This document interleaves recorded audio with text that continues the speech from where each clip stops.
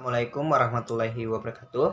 Sebelumnya, perkenalkan, nama saya Hasyim Asyari Muslim dengan NIM 18 10 30 11 89. Di sini saya dari kelas 5C5, program S1 Fisioterapi, Fakultas Ilmu Kesehatan, Universitas Aisyah Yogyakarta. Di sini saya di video kali ini akan membahas atau menjelaskan terkait kegawat daruratan pada neuromuskuler. Langsung saja, yang sering kita dengar itu terkait stroke. Stroke, penyakit mematikan di Indonesia. Setelah stroke, pasien akan mengalami kelumpuhan atau kecacatan. Di stroke dikenal dengan hemiplegia atau kelumpuhan setengah bagian tubuh di dekstra maupun sinistra, satu sisi kanan saja atau kiri saja. Bedanya dengan spinal cord injury, lumpuhnya keempat anggota gerak, dua tangan, dua kaki, atau hanya kedua kaki saja. Stroke mengalami kelumpuhan setengah bagian tergantung lokasi cederanya. Jika cedera di otak kanan, maka yang lebih berefek, begitupun sebaliknya. Jenis stroke itu ada dua, yang dimana yang pertama itu ischemic. 85% stroke sumbatan di kapiler otak lebih banyak kasusnya daripada hemorrhage, karena stroke hemorrhage kondisi lebih parah. Hemorrhage 15%, pendarahan artinya pecah pembuluh otak.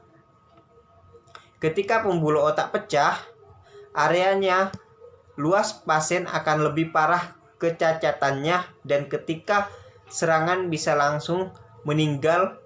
Hemorrhage lebih berbahaya. Ketika ischemic diberikan penanganan obat pengencer darah, sedikit membantu. Otak sangat sensitif. Jadi otak menerima 20% curah jantung, padahal beratnya hanya 2% dari total berat badan. Ini sangat tergantung pada pengiriman oksigen. Apabila dalam waktu beberapa detik atau beberapa menit jaringan otak tidak menerima oksigenekan, mengalami kematian sel di otak yang menyebabkan kecacatan.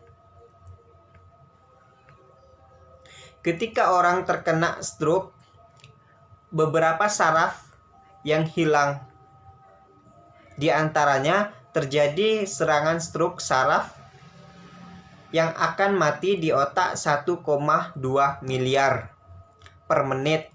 Setelah stroke akan meningkat 1,9 juta per neuron yang akan mati per jamnya, itu kurang lebih 120 juta. Yang bisa dilakukan pertolongan pertama stroke adalah FAST. Jika ada tanda FAST, segera rujuk ke rumah sakit. Dimana FAST itu F-nya ada ketidaksimetris terjadi pada wajah. Terus A-nya arm weakness, terjadi kelemahan anggota gerak atas atau tangan yang mengetahui kelemahan dengan dapat menyuruh pasien mengangkat tangan selama 10 detik. Ketika bisa menahan, tidak terjadi kelemahan. S-nya kesulitan berbicara. Cara deteksi awal dapat meminta pasien mengikuti untuk mengulang kata yang kita ucapkan. T. Menelpon. Jika pasien memiliki satu kelainan atau tanda, kemungkinan stroke adalah 72%. Derajat keparahan dari stroke atau Rankin score. Rankin score dimodifikasi itu ada 7 penilaian. Yang pertama, itu 0. Tidak ada gejala sama sekali. 1. Tidak ada kecacatan, berarti meski ada gejala, mampu melakukan semua biasa, tugas, dan aktivitas. Nilai 2. Cacat ringan. Tidak dapat melakukan semua aktivitas sebelumnya, tetapi dapat melihat setelah urusan sendiri tanpa bantuan. Nilai 3. Kecacatan sedang membutuhkan bantuan, tetapi bisa berjalan tanpa pendampingan. Nilai 4. Cacat cukup parah, tidak bisa berjalan tanpa bantuan dan tidak bisa untuk memenuhi kebutuhan tubuh sendiri tanpa bantuan. Nilai 5. Cacat berat, terbaring di tempat tidur, mengompol, dan membutuhkan perawatan terus-menerus, perawatan dan perhatian. Nilai 6. Kematian pasien. Deteksi dini penanganan pasien stroke atau kondisi gadar atau gawat darurat. Yang pertama itu mendiagnosis dengan cepat dan akurat pasien dengan stroke. Waktu sangat penting.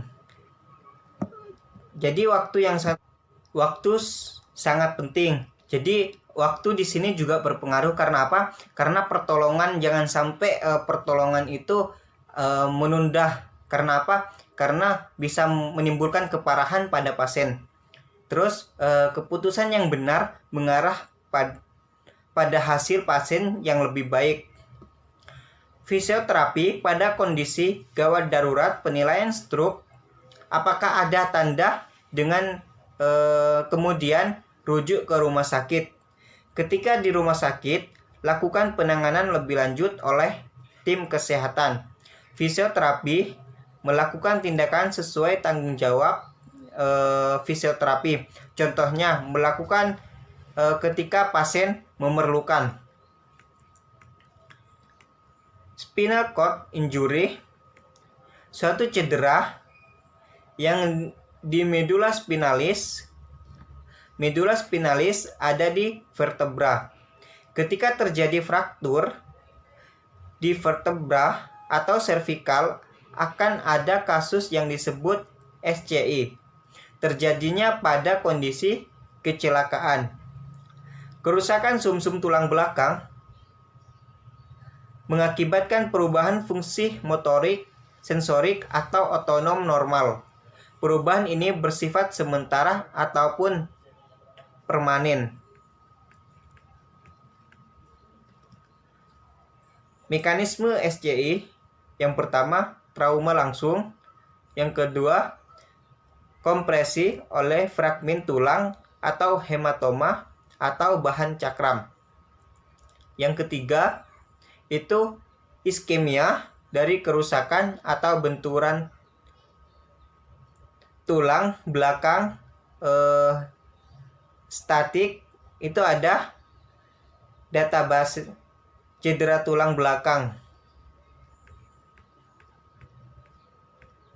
Terus kecelakaan kendaraan bermotor itu 44,5%, jatuh 18,1%, kekerasan atau kejahatan 16,6%, olahraga 12,7%. 55% kasus terjadi pada usia 16-30 tahun. 81,6% adalah laki-laki karena laki-laki melakukan aktivitas berisiko. Anatomi sumsum tulang belakang itu ada seluas dari medula oblongata itu lumbal 1. Medula spinal dibagi dua bagian. Bagian bawah meruncing membentuk konus medularis, akal dorsal, serabut sensorik. Area kulit yang dipersarafi oleh akson sensori ke dalam akar saraf segmental tertentu. Sekian video dari saya. Bila ada salahnya, mohon maaf yang sebesar-besarnya. Jika video ini bermanfaat ataupun ada benarnya, silahkan bisa diambil sebagai suatu pembelajaran. Billahi fisabil haq, fastabiqul khairat. Wassalamualaikum warahmatullahi wabarakatuh.